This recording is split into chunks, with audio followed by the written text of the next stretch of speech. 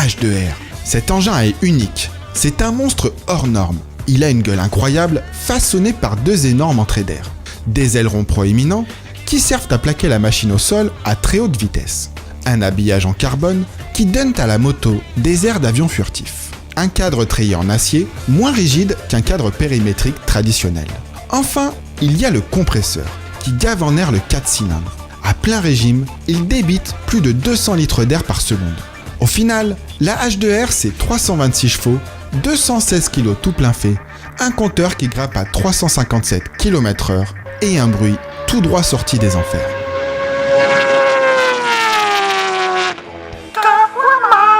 Pour son premier run, Cluman a choisi la KTM Super Juke R, le roadster le plus puissant de sa catégorie.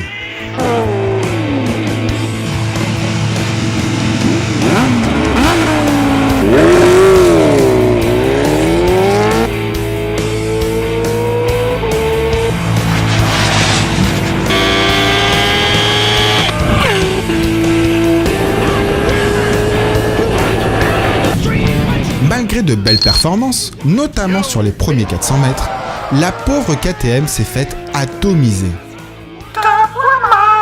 Cluman décide de hausser le ton et opte pour la légendaire Suzuki Hayabusa, la première moto de série à avoir dépassé les 300 km/h.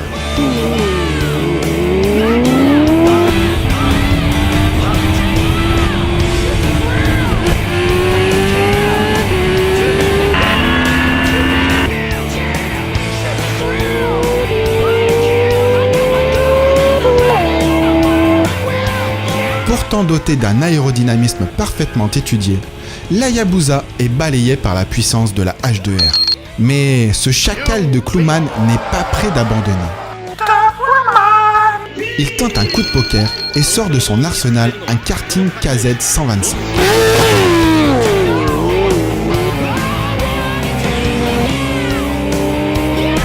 Si le karting est capable de départ tonitruant, il est hélas vite limité en vitesse de pointe puisqu'il culmine à 170 km/h. Persistant à croire qu'un 4 roues a sa chance face à la H2R, Cluman passe à du très gros calibre.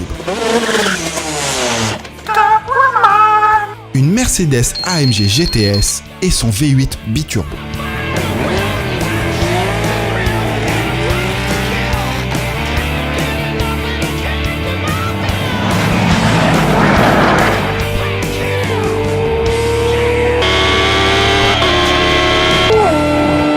Cette caisse de luxe a beau coûter 3,5 fois plus cher que la Kawasaki, elle se fait carrément déposer. Dans un ultime sursaut d'orgueil, Cluman choisit la BMW S1000RR, l'hypersport la plus puissante du marché, celle qui atomise toutes les autres sur son passage.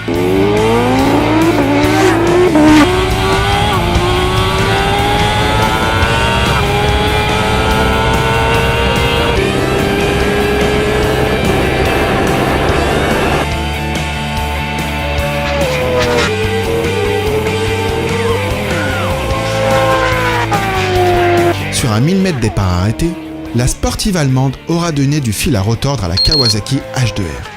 Et il faudra attendre les derniers mètres pour que Kawaman triomphe de son ennemi.